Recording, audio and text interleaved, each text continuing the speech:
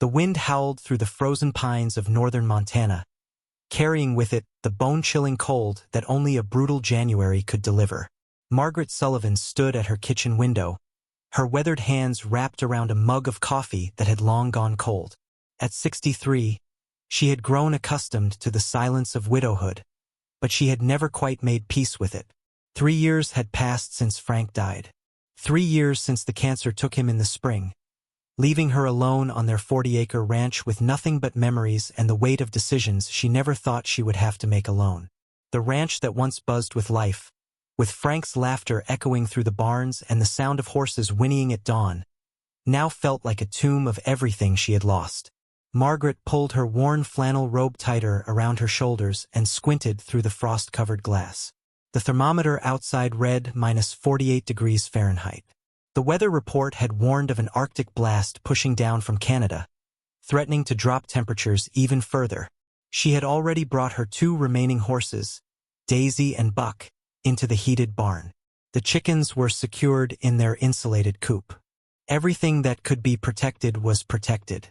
But as her eyes scanned the white expanse of her property, something caught her attention. A dark shape near the tree line, barely visible through the swirling snow. She leaned closer to the window, her breath fogging the glass. It was moving, but slowly, laboriously. Her heart sank as recognition dawned. It was a horse. Margaret grabbed her binoculars from the shelf and focused on the shape. The horse was old. She could tell by the way it moved, each step seeming to require tremendous effort. Its coat was matted with ice and snow, and even from this distance, she could see its ribs protruding through its thin frame. Someone had abandoned it. Out here, in this godforsaken cold, someone had left an old horse to die. She felt anger surge through her chest, hot and fierce. How could anyone do such a thing? But beneath the anger was something else, something that Frank used to tease her about, her inability to turn away from a creature in need. Without thinking it through, without considering the danger or the difficulty, Margaret began pulling on layers. Thermal underwear, 2 pairs of wool socks, insulated coveralls, her heavy winter boots, Frank's old parka that still smelled faintly of him, a wool hat, a scarf, and thick gloves. She grabbed a lead rope and a bucket of warm molasses water from the barn supply. The moment she stepped outside, the cold hit her like a physical blow. The wind screamed across the open fields, driving tiny particles of ice into any exposed skin. Her face felt like it was being sliced with razors.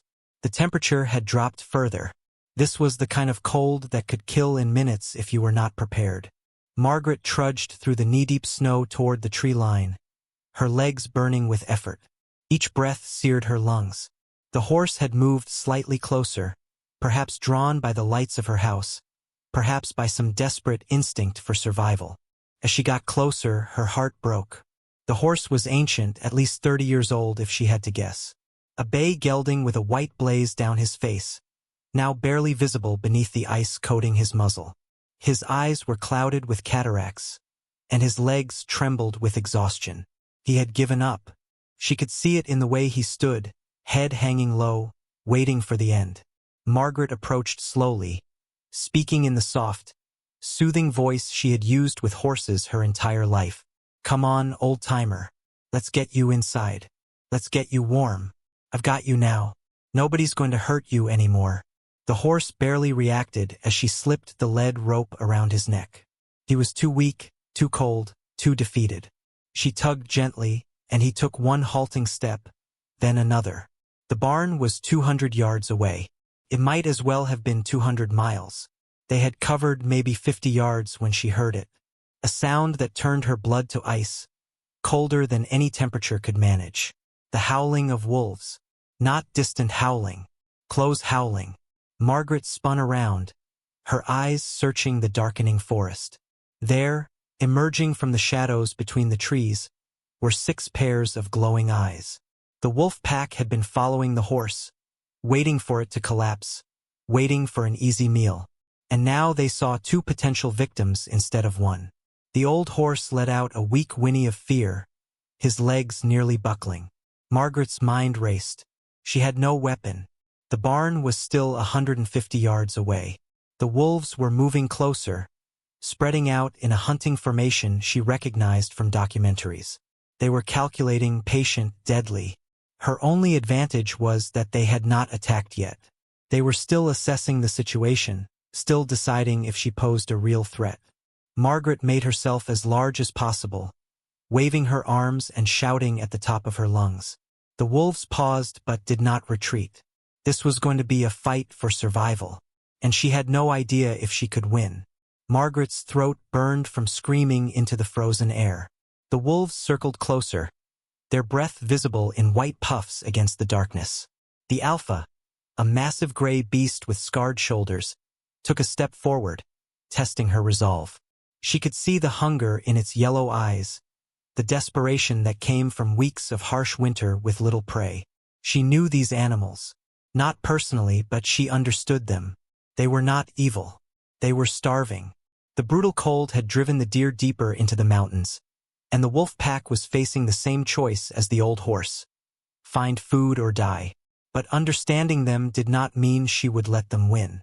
Margaret grabbed a thick branch from the snow and swung it wildly, her voice hoarse as she continued shouting. The old horse pressed against her side, trembling violently. She could feel his ribs through his matted coat, feel the desperate way he leaned on her for protection he probably knew she could not provide. The temperature had dropped to -51 degrees now. Her fingers were going numb despite the gloves. Her face felt frozen, her eyelashes crusted with ice. Every breath was agony. If the wolves did not kill them, the cold would finish the job. 2 wolves broke from the pack, moving to flank them from the left. The alpha matched the movement on the right. They were herding her and the horse away from the barn, cutting off their escape route. Margaret's heart hammered against her ribs. This was it. This was how she would die.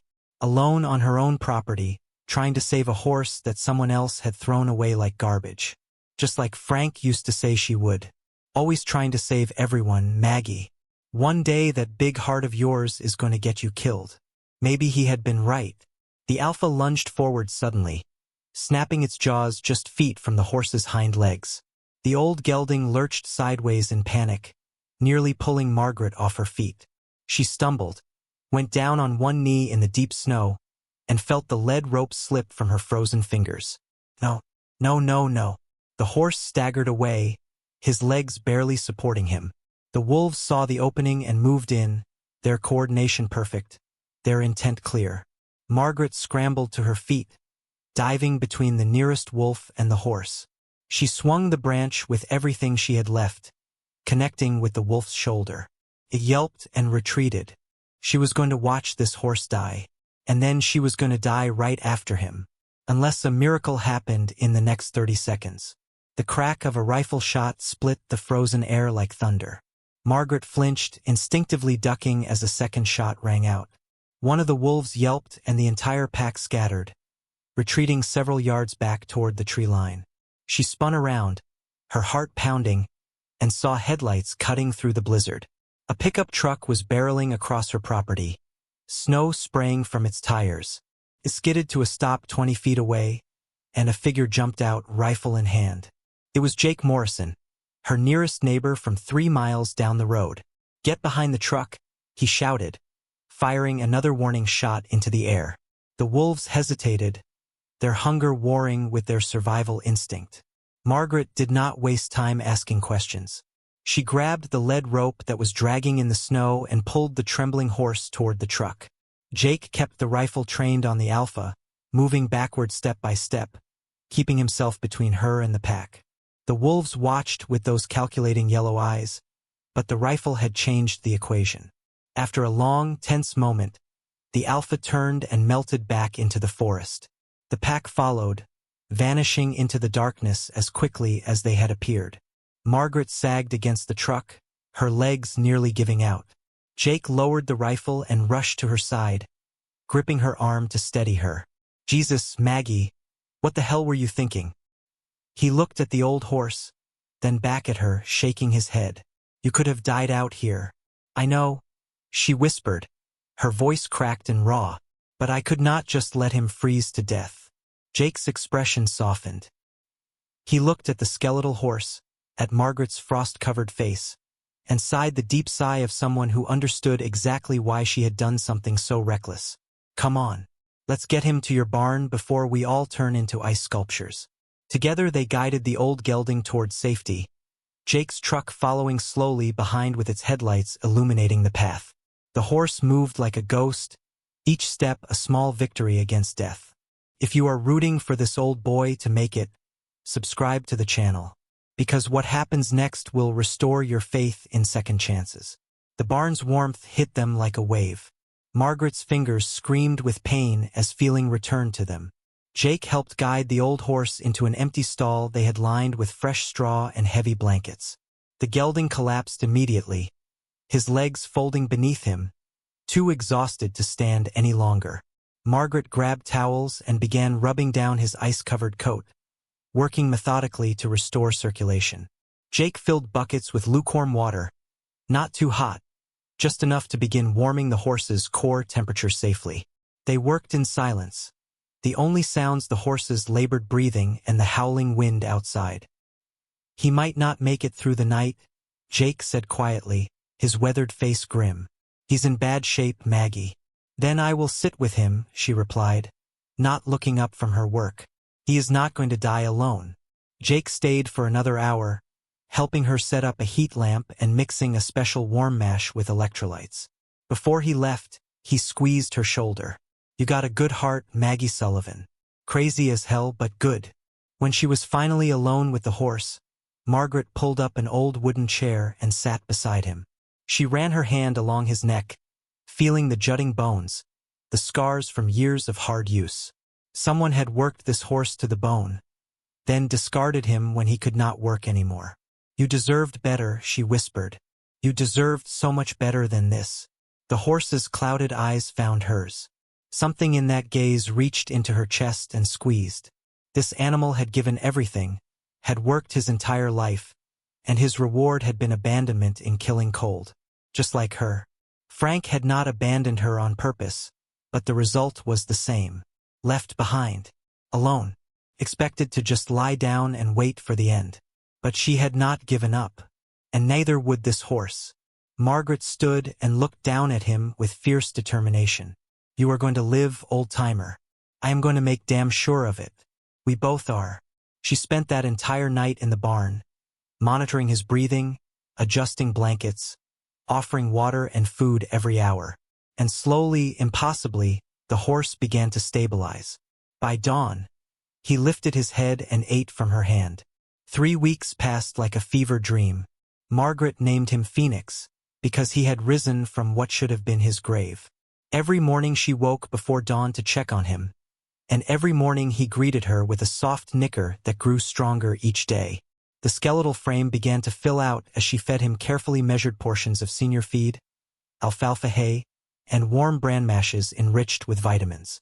Jake stopped by regularly, bringing supplies and shaking his head in amazement at the old horse's recovery. I have seen a lot of things in my life, but this takes the cake, he said one afternoon, watching Phoenix move around his stall with newfound energy. You brought him back from the dead, Maggie. But it was not just Phoenix who was healing. For the first time since Frank died, Margaret had a reason to get up in the morning that felt urgent and necessary. She had someone depending on her completely. The empty silence of the ranch filled with purpose again. She found herself talking to Phoenix constantly, telling him about Frank, about the life they had built together, about the dreams they had shared. The horse listened with those cloudy eyes, his ears always swiveling toward her voice. And somehow, in caring for him, she began caring for herself again. She started eating regular meals instead of just coffee and crackers. She fixed the loose board on the porch she had been ignoring for months. She even called her daughter in Seattle, something she had been avoiding because she did not want to sound lonely or pathetic. Mom, you saved a horse? Her daughter's voice cracked with emotion. Dad would be so proud of you. Those words broke something open inside Margaret's chest. Frank would have been proud. He would have called her crazy and reckless and wonderful, all in the same breath. By the end of the month, Phoenix was walking the perimeter of the paddock, his gait still stiff but steady. His coat had regained some shine. The fear had left his eyes, replaced by something that looked almost like contentment. One evening, as the sun set in shades of pink and gold over the Montana mountains, Margaret stood beside Phoenix and wrapped her arms around his neck. "We saved each other, did we not, old-timer?" she whispered into his mane. Phoenix huffed softly, his warm breath visible in the cold air, and leaned into her embrace. 18 months later, the ranch looked completely different. Margaret stood on her newly repaired porch, watching Phoenix graze peacefully in the summer meadow alongside Daisy and Buck. His coat gleamed copper in the afternoon sun, and though he moved with the careful deliberation of his age, there was dignity in every step. He had gained over 200 pounds, his ribs no longer visible, his eyes brighter despite the cataracts. But Phoenix was not the only transformation. The ranch now housed 5 rescue horses, all seniors that had been abandoned or neglected.